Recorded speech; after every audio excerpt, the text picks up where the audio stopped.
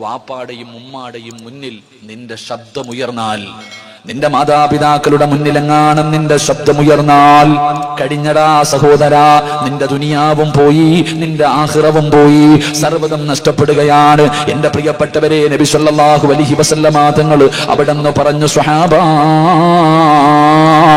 ആരെങ്കിലും 3 പാപങ്ങൾ ചെയ്താൽ അവന് മരണത്തിന് ശേഷമല്ല ശിക്ഷയുള്ളത്, ദുനിയാവിൽ വെച്ച് തന്നെ അള്ളാഹു ശിക്ഷ കൊടുക്കുകയാണ്. ഈ ദുനിയാവിൽ വെച്ച് തന്നെ ശിക്ഷ തുടങ്ങുകയാണ്. അത് കഴിഞ്ഞാണ് മരണസമയത്ത് ശിക്ഷ, ഖബറിന്റെ അകത്ത് ശിക്ഷ, പരലോകത്ത് ശിക്ഷ, നരകത്തിലെ ശിക്ഷ. മോനെ, ദുനിയാവിൽ വെച്ച് തന്നെ അള്ളാഹു ശിക്ഷ തരുന്ന പാപങ്ങളിൽപ്പെട്ട ഒരു പാപമാണ് തന്റെ മാതാപിതാക്കളുടെ മനസ്സ് വേദനിപ്പിക്കുന്നത്, തന്റെ മാതാപിതാക്കളെ വേദനിപ്പിക്കുന്നത്. അവൻ അള്ളാഹു ദുനിയാവിൽ വെച്ച് തന്നെ ശിക്ഷ കൊടുക്കുമെന്ന് നബി മുഹമ്മദ് മുസ്തഫ സല്ലല്ലാഹു അലൈഹി വസല്ലമ തങ്ങൾ പറയുമ്പോൾ, ഉമ്മാനോട് കയർക്കുന്നവരുണ്ട്, വാപ്പാനോട് കയർത്ത് സംസാരിക്കുന്നവരുണ്ട്, മാതാപിതാക്കളെ തല്ലുന്നവരുണ്ട്.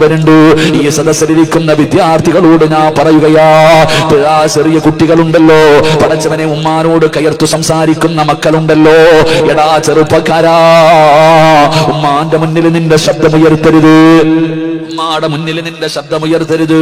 ഉമ്മ ഒരു സ്ഥലത്ത് പോകണ്ട എന്ന് പറഞ്ഞാ പോകരുത്, വാപ്പ ഒരു സ്ഥലത്തേക്ക് പോകണ്ടെന്ന് പറഞ്ഞാ പോകരുത്. അത് എവിടേക്കാണെങ്കിലും പോകണ്ട. ഉസ്താദേ, പോയാൽ എന്തു ചെയ്യും? ഉമ്മ പറഞ്ഞു കളിക്കാൻ പോകണ്ട, ഫുട്ബോൾ കളി കാണാൻ പോകണ്ട, കറങ്ങാൻ പോകണ്ട, ടൂറിന് പോകണ്ട. ഉമ്മ പോകണ്ട എന്ന് പറഞ്ഞാ പിന്നെ നീ പോകരുത്. അപ്പോൾ നീ ചോദിക്കും, ഉസ്താദേ, പോയാൽ എന്ത് സംഭവിക്കും? മോനെ, നിനക്കൊക്കെ ഞാനൊരു ചരിത്രം പറയാ. ഈ സദസ്സിലിരിക്കുന്ന ചെറിയ വിദ്യാർത്ഥികളുണ്ടല്ലോ, ചെറുപ്പക്കാരുണ്ടല്ലോ, എന്റെ പ്രിയപ്പെട്ട പെൺകുട്ടികളുണ്ടല്ലോ, നിങ്ങൾക്ക് ഞാനൊരു ചരിത്രം പറഞ്ഞു തരാ.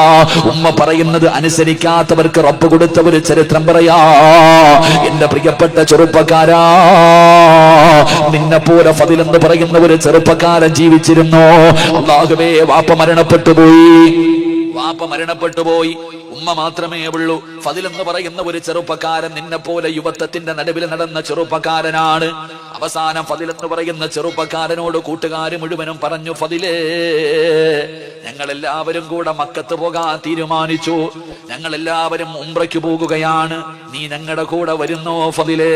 ഫദിൽ എന്ന് പറയുന്ന ചെറുപ്പക്കാരൻ പറഞ്ഞു, ഞാൻ എന്റെ ഉമ്മാനോട് ചോദിച്ചിട്ട് പറയാം, ഞാൻ എന്റെ ഉമ്മയോട് ചോദിച്ചിട്ട് പറയാ. ഫദിൽ എന്ന് പറയുന്ന ചെറുപ്പക്കാരൻ വീട്ടിലേക്ക് ഓടി വന്നിട്ട് തന്റെ പ്രിയപ്പെട്ട മാതാവിനോട് അവിടെ നിന്ന് ചോദിക്കുന്ന, ഉമ്മ, കൂട്ടുകാര് മുഴുവനും മക്കത്ത് പോവുകയാ, ഞാനും കൂടെ പോകട്ടെ ഉമ്മ, ഉംറ ചെയ്യണമെന്ന് വല്ലാത്ത ആഗ്രഹമുണ്ട് ഉമ്മ. ഫദിൽ എന്ന് പറയുന്ന ചെറുപ്പക്കാരനോട് ഉമ്മ പറഞ്ഞു, എന്റെ പൊന്നുമകന് പോകണ്ട, നീ പോയാ എനിക്കാരുമില്ലല്ലോ, എന്നെ ആരാണ് നോക്കുന്നത്? അതുകൊണ്ട് എന്റെ മോൻ പോകണ്ട, പിന്നീട് ഒരു സമയത്ത് പോകാമെന്ന് ഉമ്മ എവിടെ നിന്ന് പറയുകയാണ്. ഫളിലിന് വല്ലാത്ത വിഷമമുണ്ടായി, പക്ഷേ അവിടെ നിന്ന് കാണിച്ചില്ല. കൂട്ടുകാരുടെ മുന്നിൽ പോയിട്ട് പറഞ്ഞു, എന്റെ ഉമ്മ എനിക്ക് അനുവാദം തന്നില്ല, കൂട്ടുകാര് കളിയാക്കുകയാ, കള്ളു കുടിക്കാനും വ്യഭിചരിക്കാനും ഒന്നുമല്ലടാ നിന്നെ വിളിച്ചത്, മക്കത്ത് പോയിട്ട് ഉംറ ചെയ്യുന്നതിന് വേണ്ടിയാണ്, ഇതിനു പോലും നിന്റെ ഉമ്മ അനുവാദം തരുന്നില്ലല്ലോ. കൂട്ടുകാര് മുഴുവനും അവിടെ നിന്ന് കുത്തുവാക്ക് പറയുകയാണ്. അവര് പറഞ്ഞു, നീ വരുന്നെങ്കിലും വാടാ എന്ന് പറഞ്ഞിട്ട് കൂട്ടുകാര് മുഴുവനും പോകുകയാണ്. ഫളിൽ എന്ന് പറയുന്ന ചെറുപ്പക്കാരൻ തന്റെ വീട്ടിലേക്ക് കടന്നു വന്നു. രണ്ടാമതും ചോദിച്ചു, ഉമ്മ, എല്ലാവരും മക്കത്ത് പോകുന്നു, ഞാനും കൂടെ പോകട്ടെ ഉമ്മ? ഉമ്മ പറഞ്ഞു, നിന്നോട് പോകണ്ട എന്നാണ് ഞാൻ പറഞ്ഞത്. പക്ഷേ ഫളിലിന് ഇഷ്ടപ്പെട്ടില്ല. വീടിന്റെ അകത്ത് കടന്നു ചെന്നു. അവിടെ നിന്ന് ചിന്തിച്ചു, അല്ലാ, വ്യഭിചരിക്കാനോ കള്ളുകുടിക്കാനോ കറങ്ങാനോ അല്ല, മക്കത്ത് പോകുന്നത് ഉംറ ചെയ്യാനാണല്ലോ, അതൊരു നല്ല കാര്യമാണല്ലോ, എന്തിനാ ഉമ്മയുടെ അനുവാദം എന്തിനാണ്? ഫളിൽ എന്ന് പറയുന്ന ചെറുപ്പക്കാരൻ പെട്ടെന്ന് തന്റെ സാധനങ്ങൾ മുഴുവനും എടുത്ത് വീടിന്റെ വെളിയിലേക്ക് ഇറങ്ങുമ്പോ ഉമ്മ പറഞ്ഞു, മോനെ ഫളിലേ, പോകല്ലേടാ മോനെ, മോനെ, ഉമ്മാടെ വാക്ക് കേൾക്കാതെ ഇറങ്ങി പോകല്ലേ. ഫളിൽ എന്ന് പറയുന്ന ചെറുപ്പക്കാരനോട് കരഞ്ഞു വിളിച്ചുകൊണ്ട് തന്റെ മാതാവ് പറയുകയാ. പക്ഷേ യുവത്വത്തിന്റെ നടുവിലൂടെ നടന്നു പോയ ഫളിൽ കേട്ടതുപോലും കാണിച്ചില്ല, അവിടെ നിന്ന് ഇറങ്ങി പോവുകയാണ്. പടച്ചവനെ ചെന്ന് നോക്കുമ്പോൾ തന്റെ കൂട്ടുകാര് മുഴുവനും യാത്ര തുടങ്ങിയിരിക്കുകയാണ്. അവസാനം ഫളിൽ ഒറ്റയ്ക്കാണ് നടന്നു പോകുന്നത്. അവസാനമല്ല, മനസ്സിന്റെ ഉള്ളിൽ വല്ലാത്ത വല്ലാത്ത പ്രയാസമായി, മനസ്സിന്റെ ഉള്ളിൽ വല്ലാത്ത വേദന. കൂട്ടുകാരാണെങ്കിൽ പോകുകയും ചെയ്തു. ഉമ്മാനെ വേദനിപ്പിച്ചിട്ടാണ് ഇറങ്ങി വന്നത്. സമാധാനമില്ല, സമാധാനമില്ല. അവസാനം ഫദിൽ എന്ന് പറയുന്ന ചെറുപ്പക്കാരനൊരു പള്ളി കണ്ടു. നിസ്കരിച്ചാ സമാധാനം കിട്ടുമല്ലോ. ഉളുവെടുത്തു പള്ളിക്കകത്ത് കയറി 2 റക്അത്ത് നമസ്കരിച്ചു. നമസ്കാരം കഴിഞ്ഞ് വെളിയിലിറങ്ങുമ്പോ സുബ്ഹാനല്ലാഹ്, നാട്ടുകാർ വന്ന് പിടിച്ചു കെട്ടുകയാ. എന്തേ കാരണമെന്നറിയുമോ? ആ നാട്ടിൽ വലിയ ഒരു വലിയ മോഷണം നടന്നു. കള്ളൻ ഓടി വന്നത് പള്ളിയുടെ ഭാഗത്തേക്കാട്. യഥാർത്ഥത്തിൽ കള്ളൻ ഓടി രക്ഷപ്പെട്ടു. അവര് വിചാരിച്ചു ഫളിലാണ് കള്ളനെന്ന്. എന്നിട്ട് വരുന്നവനും പോകുന്നവനും എല്ലാം തല്ലുകയാണ്. എല്ലാവരും ഫളിലിനെ തല്ലുകയാണ്. എന്നിട്ട് പടച്ചവനെ കൊടുത്ത ശിക്ഷ എന്തെന്നറിയോ? ഇനി ഒരിക്കലും ഇവനെ മോഷ്ടിക്കാൻ പാടില്ല.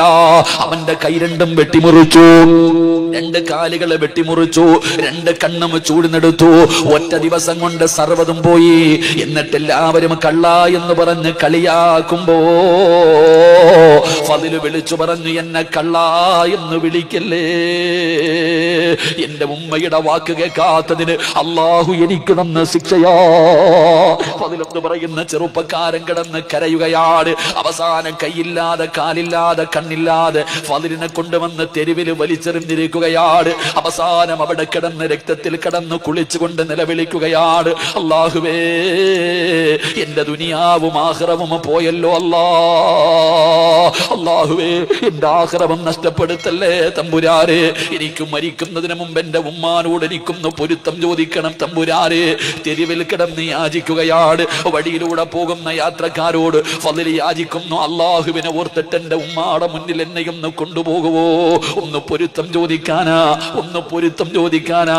അവസാനം തെരുവിൽ കിടന്ന് യാചിക്കുന്നത് കണ്ടപ്പോ ഏതോ യാത്രക്കാര് പറഞ്ഞ അടയാളം വെച്ചൊരു വീടിന്റെ മുന്നിൽ കൊണ്ടുവച്ചു.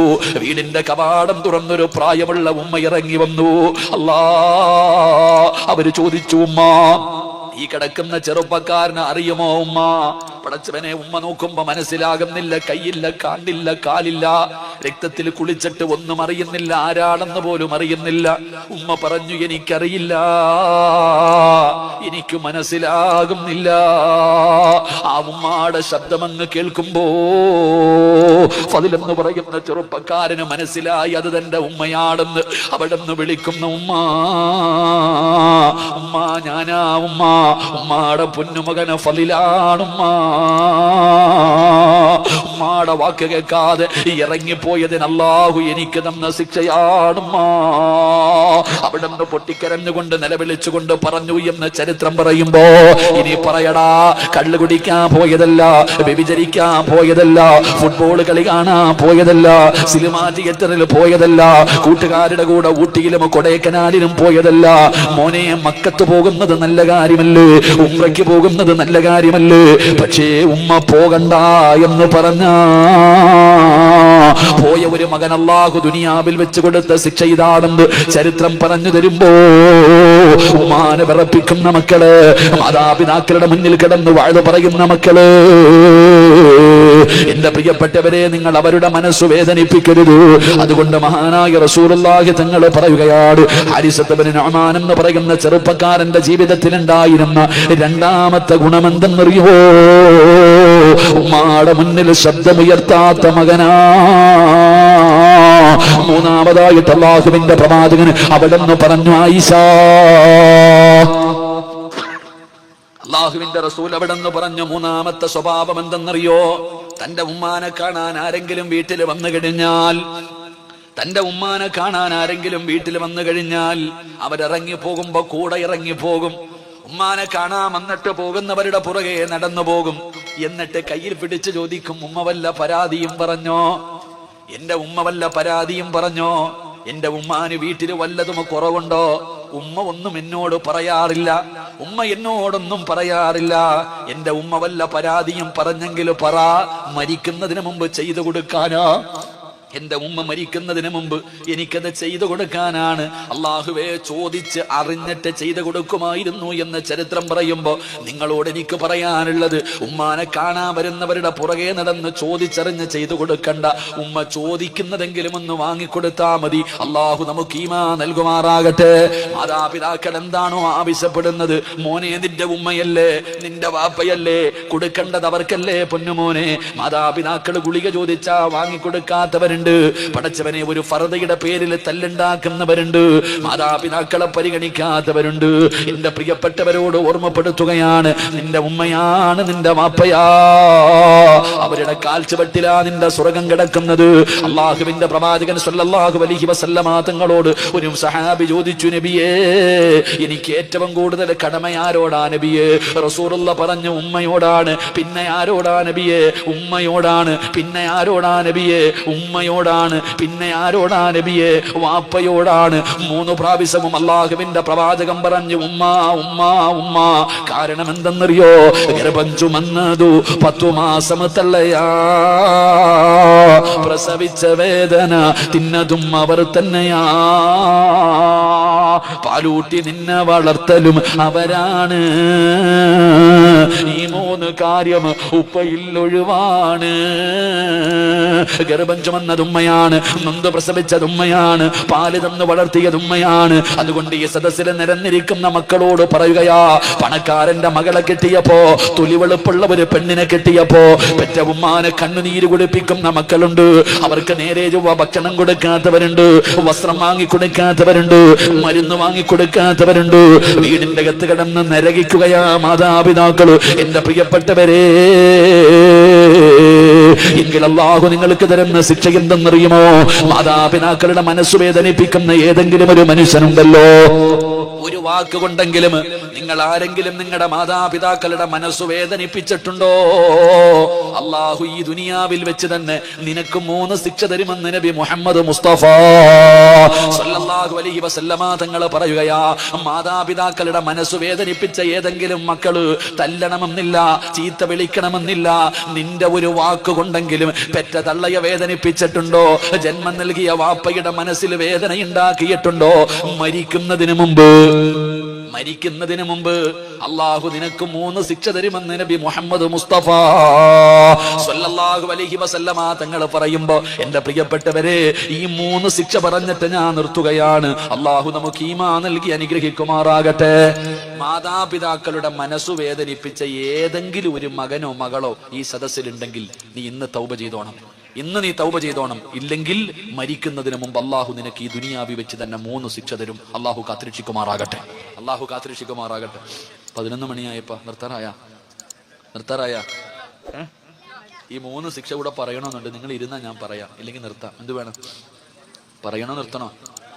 പറയണമെന്നുള്ളൊരു കൈവക്കിക്ക്. പൈസ ചോദിക്കുമ്പോ ഇതുപോലെ പൊക്കൂല്ലേ? അള്ളാഹു ഈമാൻ തരുമാറാകട്ടെ. എന്റെ പ്രിയമുള്ള സഹോദരങ്ങളെ, അള്ളാഹുവിന്റെ പ്രവാചകൻ നബി മുഹമ്മദ് മുസ്തഫ സല്ലല്ലാഹു അലൈഹി വസല്ലമ തങ്ങൾ പറഞ്ഞു, ഉമ്മാനെ വേദനിപ്പിക്കുന്ന, വാപ്പയെ വേദനിപ്പിക്കുന്ന ആരെങ്കിലും ഈ സദസ്സിലുണ്ടെങ്കിൽ അള്ളാഹു നിനക്ക് തരുന്ന 1ാമത്തെ ശിക്ഷ, നിന്റെ ആയുസ് അള്ളാഹു വെട്ടിച്ചുരുക്കുമെന്ന് നബിയുനാ റസൂലുള്ളാഹി. എടാ, ഉമ്മാനെയും വാപ്പാനെയും വേദനിപ്പിച്ച നീ ഒരുപാട് കാലം ഇവിടെ ഉണ്ടാകില്ല. ഉമ്മാനെ വേദനിപ്പിച്ച നീ, വാപ്പയെ വേദനിപ്പിച്ച നീ ഇവിടെ ഒരുപാട് കാലം ഉണ്ടാകില്ലടാ. നിന്റെ ആയുസ് അള്ളാഹു വെട്ടിച്ചുരുക്കുമെന്ന് നബിയുനാ റസൂലുള്ളാഹി. കാരണം നീ പെറ്റ തള്ളയെ കണ്ണുനീര് കുടിപ്പിച്ചവനാ, ഉമ്മാനെ തല്ലിയവനാ, വാപ്പാനെ വേദനിപ്പിച്ചവനാ നീ. നിന്റെ ആയുസ് അള്ളാഹു വെട്ടിച്ചുരുക്കും. കേട്ടോ എല്ലാ സഹോദരിമാരും കേട്ടോ. സ്വന്തം ഭർത്താവിനെ കിട്ടിയപ്പോ നിനക്ക് ഉമ്മായെ വേണ്ട, വാപ്പാനെ വേണ്ട, ഒന്ന് ഫോൺ വിളിക്കാൻ പോലും നിനക്കൊന്നും സമയമില്ലല്ലോ സഹോദരിമാരെന്നാലോചിക്ക്. പെറ്റ തള്ളയൊന്ന് വിളിച്ച് നോക്കാൻ, ഉമ്മ ഭക്ഷണം കഴിച്ചോ എന്ന് ചോദിക്കാൻ, ഉമ്മാന് വസ്ത്രം വേണോ എന്ന് ചോദിക്കാൻ ഒരു മനസ്സില്ലാതെ പോയി. കാരണം നിന്റെ ലോകം നിന്റെ ഭർത്താവും നിന്റെ മക്കളും, നിനക്ക് അവരാണ് വലുത്. മാതാപിതാക്കളെ തിരിഞ്ഞു നോക്കാത്ത ഒരുപാട് സഹോദരിമാരുണ്ടില്ല എന്ന് ഞാൻ പറയണില്ല. സ്നേഹിക്കുന്നവരുമുണ്ട്, പടച്ചവനെ തിരിഞ്ഞു നോക്കാത്തവരുമുണ്ട്. കണ്ണുനീര് കുടിപ്പിക്കുന്ന എത്രയോ മാതാപിതാക്കൾ. എന്റെ പ്രിയപ്പെട്ടവരെ, വൃദ്ധസദനങ്ങളൊക്കെ വല്ലാതെ വർദ്ധിക്കുന്ന കാലമാ. എങ്കിലും മാതാപിതാക്കളുടെ മുന്നിൽ കടന്ന് വയലു പറയുന്ന എല്ലാ മക്കളും കേട്ടോ, നിന്നെ അള്ളാഹു എത്രയും പെട്ടെന്ന് പള്ളിക്കുഴിയിലെത്തിക്കും. അള്ളാഹു കാത്തിരക്ഷിക്കുമാറാകട്ടെ. 2, നിനക്കല്ല ഒരു നല്ല മരണം തരത്തില്ലടാ. ജീവിതത്തിൽ ഒരിക്കലും നീ കരുതിക്കോ. നീ എത്ര വലിയ കൊലകൊമ്പനാണെങ്കിലും മഹാനായ റസൂലുള്ളാഹി സ്വല്ലല്ലാഹു അലൈഹി വസല്ലമ തങ്ങളുടെ സഹാബിയ അൽഖമ റളിയല്ലാഹു തആല, സഹാബി വേറെ ആരുമല്ല, താടിക്കും തഴമ്പൊക്കെ നീളക്കുള്ള ആളാണെങ്കിലും അൽഖമ റളിയല്ലാഹു തആല അൻഹു സക്കറാത്തിന്റെ അവസ്ഥയിൽ കിടക്കുമ്പോൾ സ്വഹാബികൾ അടുത്തു വന്ന് നിന്നിട്ട് പറഞ്ഞു കൊടുത്തു, ലാ ഇലാഹ ഇല്ലല്ലാഹ്. ഈ സഹാബിയുടെ നാവ് പൊങ്ങുന്നില്ല, ലാ ഇലാഹ ഇല്ലല്ലാഹ് പറയാൻ നാവ് പൊങ്ങുന്നില്ല. അള്ളാഹുവെ പടച്ചവനെ, സഹാബത്ത് മുത്തുനബിയുടെ ചാരത്ത് വന്നിട്ട് പറഞ്ഞു, നബിയെ, അൽഖമയ്ക്ക് ലാ ഇലാഹ ഇല്ലല്ലാഹ് പറയാൻ കഴിയുന്നില്ല നബിയെ. റസൂലുള്ളാഹി തങ്ങൾ ചോദിച്ച ഒന്നാമത്തെ ചോദ്യം, ഉമ്മ ജീവിച്ചിരിപ്പുണ്ടോന്നാ. അപ്പൊ സ്വഹാബികൾ പറഞ്ഞു, ഉണ്ട് നബിയെ, വിളിച്ചുകൊണ്ട് വരാൻ പറഞ്ഞു.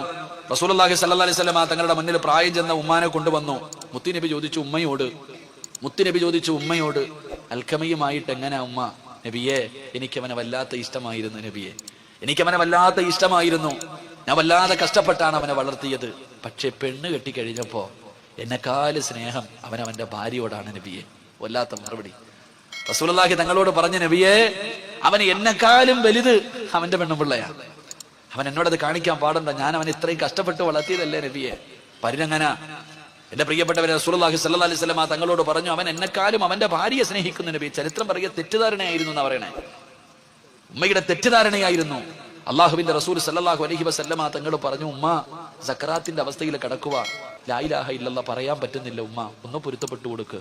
ഇല്ല നബിയെ, എനിക്ക് മറക്കാൻ പറ്റുമോ? ഞാൻ അവനെ അത്രയ്ക്കും കഷ്ടപ്പെട്ട് വളർത്തിയത്, അവൻ എന്നോട് ഇങ്ങനെ ചെയ്യാൻ പാടുണ്ടോ? ഞാൻ പൊരുത്തപ്പെടില്ല. മുത്തുനബി പിന്നെയും പറഞ്ഞു, പെടൂല നബിയെ. പിന്നെയും പറഞ്ഞു, പൊരുത്തപ്പെട്ടു. ഇല്ല നബിയെ. റസൂലുള്ളാഹി തങ്ങൾ പറഞ്ഞു, സഹാബ കത്തിച്ചളഞ്ഞേക്കാൻ പറഞ്ഞു. തന്റെ പൊന്നാര മകനെ കത്തിക്കാൻ പറഞ്ഞപ്പോ ആ ഉമ്മായിക്ക് സഹിച്ചില്ല. ആ ഉമ്മ പറഞ്ഞു, നബിയെ, വേണ്ട നബിയെ, അവൻ എത്ര ദ്രോഹം ചെയ്താലും അവൻ എന്റെ മോനല്ലേ. അതാ ഉമ്മ. ഞാൻ ഈ അടുത്തൊരു വീട്ടിൽ ബാലിന് പോയപ്പോ, ഭക്ഷണം കഴിക്കാൻ പോയപ്പോ മക്കളെല്ലാവരും കൂടെ എന്നോട് പറഞ്ഞു, ഉസ്താദെ, ഞങ്ങളുടെ ഉമ്മയ്ക്ക് ക്യാൻസറാ ഉസ്താദെ. ഉമ്മയ്ക്ക് അറിയില്ല, ഞങ്ങളുടെ ഉമ്മയ്ക്ക് ക്യാൻസറാ. ഞങ്ങളുടെ ഉമ്മയ്ക്ക് അറിയില്ല ക്യാൻസറാ, വയറുവേദനയാണെന്ന് ഞങ്ങളൊക്കെ പറഞ്ഞിരിക്കുന്നത്. ഉസ്താദ് ദുആ ചെയ്യണം ഉമ്മയ്ക്ക് വേണ്ടി. പേരൊന്നും പറയരുത്, ഉമ്മയ്ക്ക് അറിയില്ല. ഉമ്മയ്ക്ക് അറിഞ്ഞ മനസ്സ് വേദനിക്കുമെന്ന് കരുതിയിട്ട് ഞങ്ങൾ ആരും പറഞ്ഞിട്ടില്ല. അങ്ങനെ മക്കൾ ഉമ്മാനെ കുറിച്ച് പറഞ്ഞു. എനിക്ക് വലിയ സന്തോഷമായി, നല്ല മക്കൾ. അവസാനം ഇറങ്ങാൻ സമയമായപ്പോ ഞാൻ പറഞ്ഞ, ഉമ്മാനെ എനിക്കൊന്ന് കാണണം. അങ്ങനെ അവരെന്നെ ഉമ്മാടെ മുന്നിൽ കൊണ്ട് വെച്ചപ്പോ ഉമ്മ പറഞ്ഞു, മക്കളോടൊക്കെ പറഞ്ഞു പുറത്തു പോകാൻ. എല്ലാവരോടും പറഞ്ഞു പുറത്തു പോകാം. മക്കളൊക്കെ ഇറങ്ങിപ്പോയി. ഉസ്താദെ, വാതിലൊന്ന് അടയ്ക്കോ? ഞാൻ വാതിലടച്ചു. എന്നെ അടുത്ത് വിളിച്ചിരുത്തിയിട്ട് പറഞ്ഞു, ഉസ്താദെ, എനിക്ക് ക്യാൻസർ ആണെന്ന് എനിക്കറിയാം. എന്റെ മക്കൾ അറിയുന്നതിന് മുമ്പേ ഡോക്ടർ എന്നോട് ആദ്യം പറഞ്ഞത് എനിക്ക് ക്യാൻസർ ആണെന്ന്. പക്ഷേ എന്റെ മക്കൾ കരുതിയിരിക്കുന്നത് എനിക്കറിയില്ല എന്നാണ്. പക്ഷെ ഉസ്താദ് അവരോട് പറയരുത്, എനിക്കറിയാമെന്ന് എന്റെ മക്കൾ അറിഞ്ഞാൽ എന്റെ മക്കൾക്ക് സഹിക്കൂല ഉസ്താദെ, പറയരുത്. അതാ ഉമ്മ. അള്ളാഹുവെ പടച്ചവനെ, നിങ്ങളൊക്കെ ഞാൻ ഈ അടുത്ത് നടന്നൊരു സംഭവം. നമ്മുടെ ഉമ്മ ആരെന്നറിയോ? പഠിക്കു സഹോദര. എടാ, വയറ്റിൽ ഗർഭിണിയാ. ഹോസ്പിറ്റലിൽ കൊണ്ടുപോയപ്പോ ഡോക്ടർ പറഞ്ഞു, ഈ കുഞ്ഞിനെ അങ്ങ് കളഞ്ഞേക്കാം, ഈ കുഞ്ഞിനെ കളയാം. പ്രസവിച്ച ഈ പെണ്ണ് മരിക്കാൻ വരെ സാധ്യതയുണ്ട്. ഭർത്താവിനോട് പറഞ്ഞു കൊടുത്തു, വയറിൽ കിടക്കുന്ന കുഞ്ഞിനെ നമുക്ക് ഉപേക്ഷിക്കാം, ഇല്ലെങ്കിൽ ഈ പെണ്ണ് തന്നെ മരിച്ചു പോകും. ഡോക്ടർ ഭർത്താവിനോട് പറഞ്ഞപ്പോ ഭാര്യ ഡോക്ടറോട് ചോദിച്ച ചോദ്യം എന്തെന്നറിയോ? എന്റെ കുഞ്ഞിന് വല്ല കുഴപ്പമുണ്ടോ സാധന? ഡോക്ടറോട് ചോദിക്കുക, എന്റെ കുഞ്ഞിന് വല്ല കുഴപ്പമുണ്ടോ? എനിക്കെന്ത് വന്നാലും കുഴപ്പമില്ല, എന്റെ കുഞ്ഞിനൊന്നും. അതാ ഉമ്മ. പക്ഷെ നമുക്കതിന്റെ വില അറിയില്ല സഹോദര. കെട്ടിയ പെണ്ണിനെ കിട്ടുമ്പോ, ചങ്ങാതി, ജീവിതം എന്ന് പറഞ്ഞാൽ അങ്ങനെ. ചില ഭർത്താക്കന്മാരുണ്ട്, ലാ യദ്ഖുലൂനൽ ജന്ന, ഒരിക്കലും അവൻ സ്വർഗത്തിൽ കിടക്കില്ല എന്ന് നബി മുഹമ്മദ് മുസ്തഫ. നബി മുഹമ്മദ് മുസ്തഫ. ഈ സദസ്സിൽ ഇരിക്കുന്ന ചില ആണുങ്ങളുണ്ട്, അവൻ ഒരു കാലത്തും അള്ളാന്റെ സ്വർഗത്തിൽ കയറൂല. അള്ളാഹു കാത്തിരക്ഷിക്കുമാറാകട്ടെ. ആരാന്ന് പറഞ്ഞിരട്ടെ? ഒരു കാലത്തും സ്വർഗത്തിൽ പോകാത്ത ഒരു ഭർത്താവിനെ ഞാൻ പറഞ്ഞിരട്ടെ. വേണോ വേണ്ടേ? നീ പെണ്ണെട്ടിട്ടില്ലല്ലോടാ. ഒരിക്കലും സ്വർഗത്തിൽ കിടക്കാത്ത ഒരു ഭർത്താവുണ്ട്. ആരെന്നറിയോ? പെണ്ണുമ്പിള്ളയുടെ വാക്ക് കേൾക്കുന്നവൻ, പെണ്ണുമ്പിള്ളയുടെ ഭാര്യയുടെ അടിമയായി കഴിയുന്ന ഭർത്താവ്, അവൻ ഒരിക്കലും സ്വർഗത്തിൽ കയറില്ലെന്ന് നബി മുഹമ്മദ് മുസ്തഫ. എന്റെ പ്രിയപ്പെട്ട സഹോദരങ്ങളെ, സത്യമല്ലേ? ചില ആണുങ്ങളുണ്ട് ഉസ്താദെ, ഒരു സൈഡിൽ ഉമ്മ, ഒരു സൈഡിൽ ഭാര്യ. പെണ്ണുങ്ങളൊക്കെ പ്രസവ വേദനയെ കുറിച്ച് വാഴ്ന്നു പറയും. അതിനേക്കാളും വലിയ വേദനയാണ് ഞങ്ങൾ അനുഭവിക്കുന്നത്. നിങ്ങൾക്കറിയോ? ചില വീടുകളിൽ പടച്ചവനെ, വൈകുന്നേരം ജോലി കഴിഞ്ഞ് കഷ്ടപ്പെട്ട് വീട്ടിലേക്ക് കയറി ചെല്ലുമ്പോ ഉമ്മ, എടാ നിന്റെ പെണ്ണുമ്പിള്ള ഉണ്ടല്ലോടാ, അങ്ങനാടാ ഇങ്ങനാടാ. അള്ളാഹുവേ, ഒരു സൈഡിൽ നിന്ന് ഉമ്മ അങ്ങ് തുടങ്ങും. എന്തെങ്കിലും പറയാൻ പറ്റുമോ? ഉമ്മയല്ലേ, മിണ്ടാതെ നിന്ന് കേൾക്കും.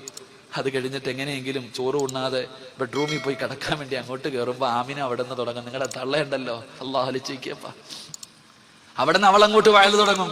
ഈ പാവപ്പെട്ടവൻ ഇരുന്ന് ഉരുക, പടച്ചനെ എന്താ ചെയ്യാ? ഒരു സൈല ശൈത്താനും കടലിൽ നടക്കണം എന്ന് പറയുന്ന പോലെ ചില ഗാനങ്ങൾ. എന്റെ പ്രിയപ്പെട്ടവരോട് പറയുകയാ സഹോദര, അള്ളാഹു രണ്ട് ചെവി തന്നിരിക്കുന്നത് എന്തിനെന്നറിയോ? രണ്ട് ചെവി അള്ളാഹു തന്നിരിക്കുന്നത് ഒന്ന് കേൾക്കാനും ഒന്ന് കളയാനുവാ. അതാ ജീവിതം. നീ വൈകിട്ട് വീട്ടിലേക്ക് കയറി വരുമ്പോൾ നിന്റെ ഉമ്മ നിന്റെ ഭാര്യയെ കുറിച്ച് 100 കണക്കിന് പരാതി പറയും.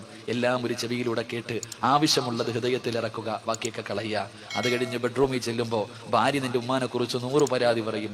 അതും കേൾക്കുക, ആവശ്യമുള്ളത് എടുക്കുക, അല്ലാത്തത് കളയുക. അള്ളാഹു ഈമാൻ തരുമാറാകട്ടെ. അള്ളാഹു നിനക്ക് അയ്യൂബ് നബിയുടെ പ്രതിഫലം തരുമെന്ന് നബി മുഹമ്മദ് മുസ്തഫ. ഭാര്യയുടെ ഇതൊക്കെ ഇങ്ങനെ സഹിക്കുന്ന ഭർത്താവിന് അള്ളാഹു അയ്യൂബ് നബിയുടെ പ്രതിഫലം കൊടുക്കുമെന്ന. പക്ഷേ എന്റെ പ്രിയപ്പെട്ടവരെ, നിങ്ങൾ ചിന്തിച്ചു നോക്ക്. പല വീടുകളിലും എന്റെ മക്കളോട്, എന്റെ സഹോദരങ്ങളോട് പറയാ, എടാ പെണ്ണെന്തും പറയും, നീ അത് ചെയ്യരുത്. നീ ഒരാണാ, നിന്റെ ഉമ്മയാത്, നിന്റെ വാപ്പയാത്. കെട്ടിയ പെണ്ണെന്തും നിന്നോട് പറയും. നീ ആലോചിച്ച് നോക്ക്. അള്ളാഹുവെ പടച്ചവനെ, നമ്മുടെ വാപ്പ, നമ്മുടെ ഉമ്മ രോഗം പിടിച്ചവർ വീടിന്റെ അകത്ത് കിടന്നൊന്ന് മൂത്രമൊഴിച്ച, ഒന്ന് കാഷ്ടിച്ച, അള്ളാഹുവെ ഭാര്യ എന്തെല്ലാം പറയും, ഭാര്യ എന്തെല്ലാം പറയും. നീ ചിന്തിച്ചു നോക്ക്. ബോധമുള്ള ഒരു ഉമ്മ കട്ടിലിൽ കിടന്ന് മൂത്രമൊഴിക്കോ? ഒരല്പമെങ്കിലും ബോധമുള്ള ഒരാള് ബെഡ്റൂമിന്റെ അകത്ത് കിടന്ന് വിസർജിക്കുവോ? തന്റെ വീടിന്റെ അകത്ത് തുപ്പോ? തുപ്പില്ല. ബോധമുള്ളവർ ചെയ്യില്ല. പക്ഷെ രോഗം പിടിച്ച് ഓർമ്മയില്ലാതെ കിടക്കുന്ന നിന്റെ ഉമ്മ ഒന്ന് മൂത്രമൊഴിച്ചാ, ഒന്ന് കാഷ്ടിച്ചാ, ഭാര്യ വന്നിട്ട് പറയും, നിങ്ങളുടെ ഉപ്പാടെ ഉമ്മാടെയും മൂത്രവും കാഷ്ടവും ആരായിരിക്കും, എവിടെങ്കിലും കൊണ്ടുപോയി കള മനുഷ്യ. അള്ളാഹുവേ, ഈ പെണ്ണിങ്ങനെ പറയുമ്പോ ആ പെണ്ണിന്റെ വാക്ക് കേട്ടിട്ട് നേരെ ചെന്നിട്ട് ഉപ്പാടെ മുന്നിൽ കിടന്ന് ചാടുന്ന മക്കളുണ്ട്. ഉമ്മാടെ മുന്നിൽ കിടന്നുകൊണ്ട് ഉമ്മാനെ തല്ലുന്ന മക്കളുണ്ട്. എങ്ങനെ കഴിയുന്ന സഹോദര നിനക്ക്? നീ ഇത്രയും കരുണയില്ലാത്തവനായി പോയോടാ. എടാ, ഉമ്മ മൂത്രം ഒഴിച്ചാൽ കഴുകിയ വൃത്തിയാകുമല്ലോ.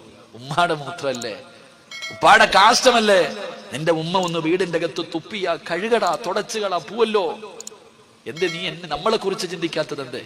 നിന്റെ ഉമ്മ ബെഡ്റൂമിന്റെ അകത്തുനിന്ന് മൂത്രമൊഴിച്ചാൽ നിനക്ക് പറ്റണില്ല. നീ എവിടെ കിടന്നാടാ മൂത്രമൊഴിച്ചേ? ചെറുപ്രായത്തിൽ നിന്റെ ഉമ്മ നിന്നെ ഇങ്ങനെ പൊക്കിയെടുത്തപ്പോ ആ ഉമ്മയുടെ ശരീരത്തിലല്ലേ നീ ഒരുപാട് മൂത്രമൊഴിച്ചത്? നിങ്ങൾ മൂത്രമൊഴിച്ചല്ലോ, കാഷ്ടിച്ചല്ലോ. ഉമ്മയുടെ മുഖത്ത് നമ്മൾ തുപ്പിയിട്ടുണ്ടല്ലോ, ഛർദിച്ചിട്ടുണ്ടല്ലോ. ഉമ്മ എവിടെങ്കിലും പോകാൻ ഒരുങ്ങി കെട്ടി നല്ല വസ്ത്രം ഇട്ടുകൊണ്ട് നിൽക്കണ സമയത്ത് കയറിയിട്ട് മൂത്രമൊഴിക്കും, കാഷ്ടിക്കും, ഉമ്മയുടെ മുഖത്ത് ഛർദിക്കും. എന്നാലും എന്റെ മോനേന്ന് കെട്ടിപ്പിടിച്ചിട്ടല്ലേ ഉള്ള ആ പാവം, എടുത്ത് തറയിൽ കളഞ്ഞില്ലല്ലോ, നിന്നെ ഒന്നും കൊന്നു കളഞ്ഞില്ലല്ലോടാ.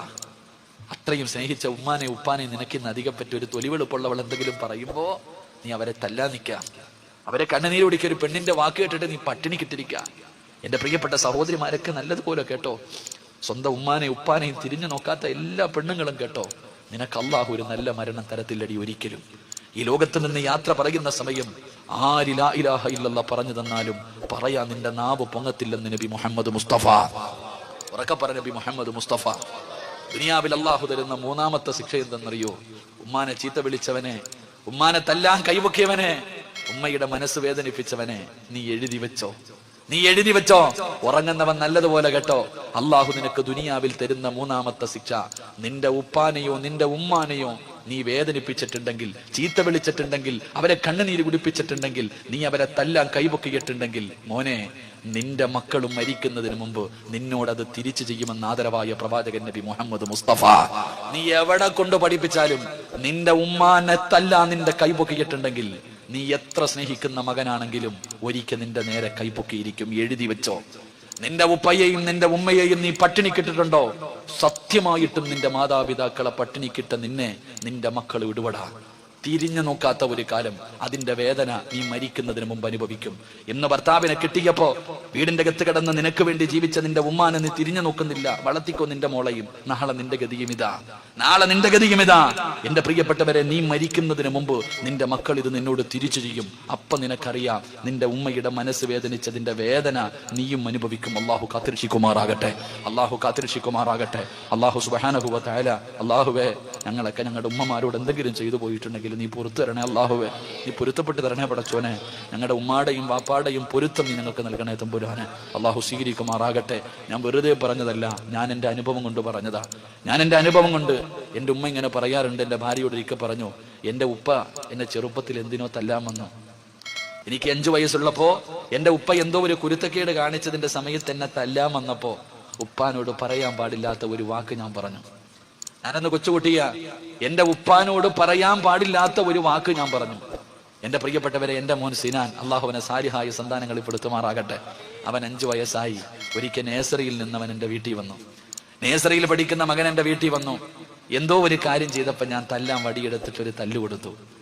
ഞാൻ അവനെ റൂമിലിട്ട് എന്തോ ഒരു കാര്യത്തിന് തല്ലിയപ്പോ ഞാൻ പണ്ട് 5ാമത്തെ വയസ്സിൽ എൻ്റെ വാപ്പാനെ വിളിച്ചെന്ന് ഉമ്മ പറഞ്ഞ അതേ വാക്ക് അവൻ എന്നോട് തിരിച്ചു പറഞ്ഞു. എന്റെ ജീവിതത്തിൽ ഞാൻ അനുഭവിച്ചതാ. ഞാൻ എന്റെ ഉപ്പാനെ വിളിച്ച അതേ വാക്ക് അവൻ എന്നെ തിരിച്ചു വിളിച്ചപ്പോ ഞാൻ അവനെ തല്ലിയപ്പോ എന്റെ ഭാര്യ പറഞ്ഞു, നിങ്ങൾ പണ്ട് വാപ്പാനെ വിളിച്ചതല്ലേ അവനും വിളിച്ചതെന്ന്. ഇത് ഞാൻ എന്റെ ജീവിതത്തിൽ അനുഭവിച്ചതാ, വെറുതെ പറഞ്ഞതല്ല.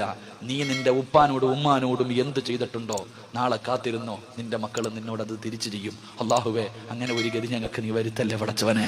അള്ളാഹു, അങ്ങനെ ഒരു ഗതി നീ ഞങ്ങൾക്ക് വരുത്തല്ലേ അള്ളാഹ്. അതുകൊണ്ട് എന്റെ പ്രിയപ്പെട്ടവരെ, ഹാരിസത്ത് ബിൻ നുഅ്മാൻ എന്ന് പറയുന്ന ചെറുപ്പക്കാരന് അള്ളാഹു ഈ പ്രതിഫലം കൊടുക്കാനുള്ള കാരണം അള്ളാഹുവെ തന്റെ മാതാപിതാക്കളെ സ്നേഹിച്ചതിന് അള്ളാഹു കൊടുത്ത പ്രതിഫലമാ. അള്ളാഹു നമുക്കും സ്നേഹിക്കാൻ ഭാഗ്യം നൽകുമാറാകട്ടെ. ആ മാതാപിതാക്കളോടുള്ള കടമകൾ പാലിക്കാൻ അള്ളാഹു നമുക്ക് ഭാഗ്യം നൽകുമാറാകട്ടെ. അതുകൊണ്ട് എന്റെ പ്രിയമുള്ളവരെ ഞാൻ നിർത്തുകയാ.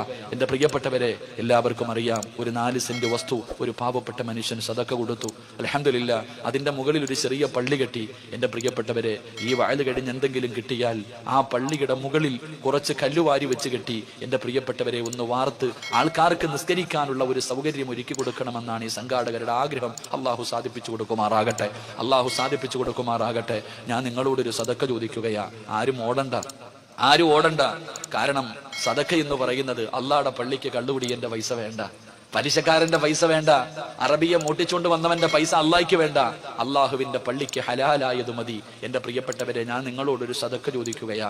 നിങ്ങൾക്ക് ആർക്കെങ്കിലും കഴിയുമെങ്കിൽ ഇന്നോ നാളെയോ കൊടുക്കണമെന്നില്ല. ഇൻഷാ അള്ളാഹ് ആ മദ്രസ, ആ പള്ളിയുടെ പണി എന്നാണോ തുടങ്ങുന്നത്, ഇപ്പോഴൊന്നും തുടങ്ങൂല്ലല്ലോ അല്ലേപ്പാ.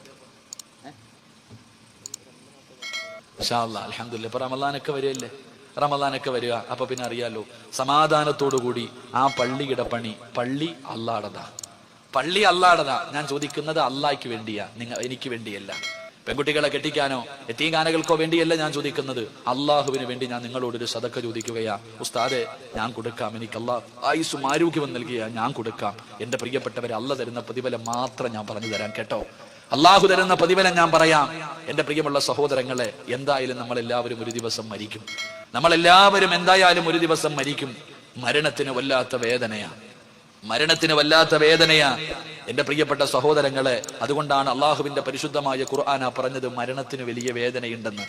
മരണത്തിന് വല്ലാത്ത വേദനയാ എന്റെ പ്രിയപ്പെട്ടവരെ. കണ്ണു തള്ളി വായിലൂടെ പതയും നൊരയും ഒലിപ്പിച്ച് കിടന്ന കിടപ്പിൽ കിടന്ന് മലമൂത്ര വിസർജനം നടത്തിയിട്ടും മുഖം കറുത്തവരായി മരിച്ചു കിടക്കുന്നവർ അള്ളാഹു കാത്തിരക്ഷിക്കുമാറാകട്ടെ.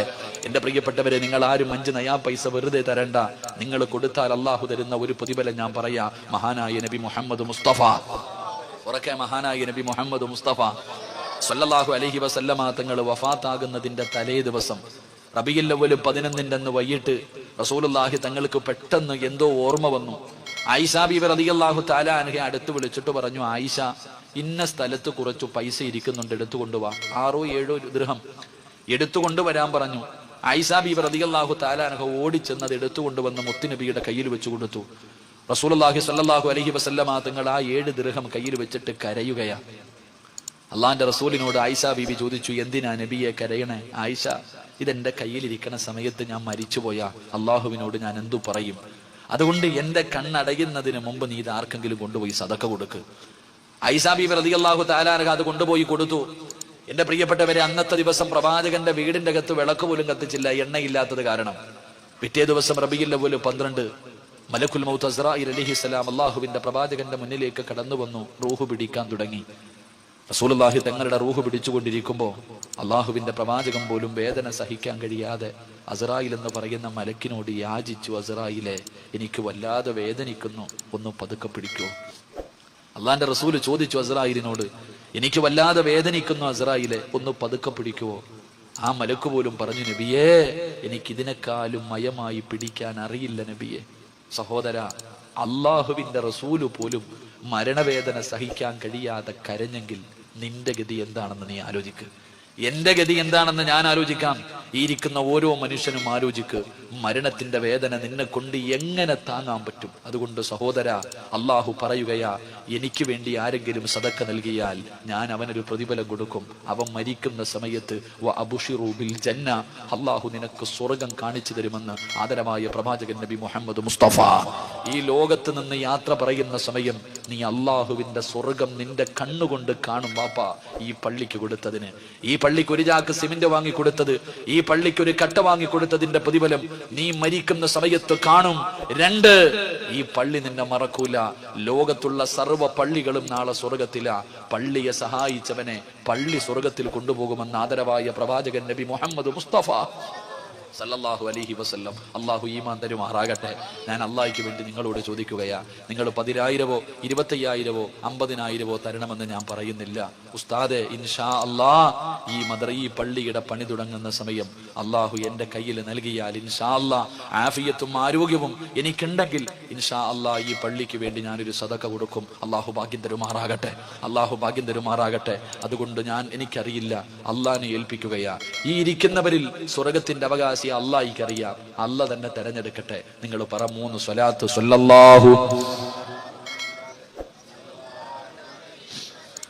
സല്ലല്ലാഹു അലാ മുഹമ്മദ് സല്ലല്ലാഹു അലൈഹി വസല്ലം. അല്ലാഹുമ്മ സ്വല്ലി അലാ മുഹമ്മദ് യാ റബ്ബി സ്വല്ലി അലൈഹി വസല്ലം.